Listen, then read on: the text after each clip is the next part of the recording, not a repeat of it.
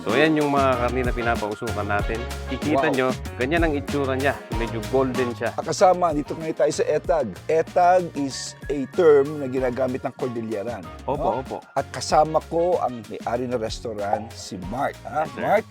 Mark, explain mo, anong ibig sabihin ng ETAG? So ang etag ko is isang process kung paano nila i-cure yung karne. So noong araw kasi, ginawa yan noong araw kasi walang refrigerator noon, sir. Tama. One way to preserve the meat is to cure. So yun yung process na tinatawag nilang etag, pag-etag. So para ma-preserve nila, mapatagal nila yung karne, umabot ng ilang taon para at least pagdating ng bagyo, may maluto sila. Tanong ko lang, yung bang karne, iluluto natin sa pag-usok, hindi ba? Almost maluluto na rin siya, sir. Sa usok, okay. Lumalambot ba ang karne sa usok? Hindi ho. Hindi Titigas ho yan. Tumitigas sa usok, Oo. pero lumalasa. Lumalasa. Opo. Ano ang kahoy na ginagamit natin dito?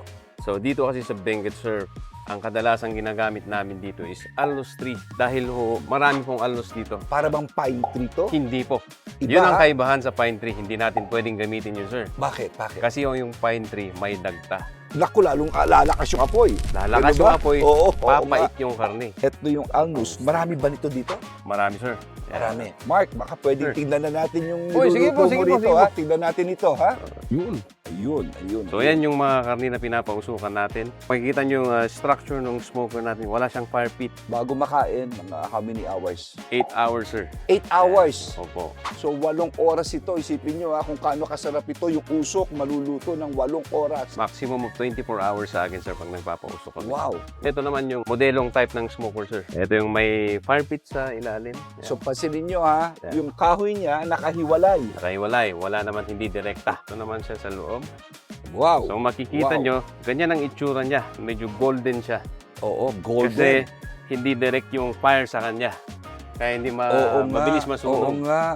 Yan ang Mapula-pula. difference, sir. Mapula-pula na Oo, golden. tama po. So parang gumagawa ka ng hamon, sir. Pero dito, sir, walang sekreto dito. Ang ginagamit lang natin, salt.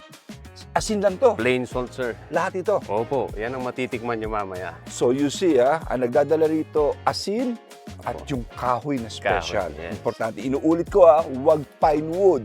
Delikado. Wag pine. Delikado po May yun. dagtat. Opo. Miliyap at mapait. Mapait Diba? po yun.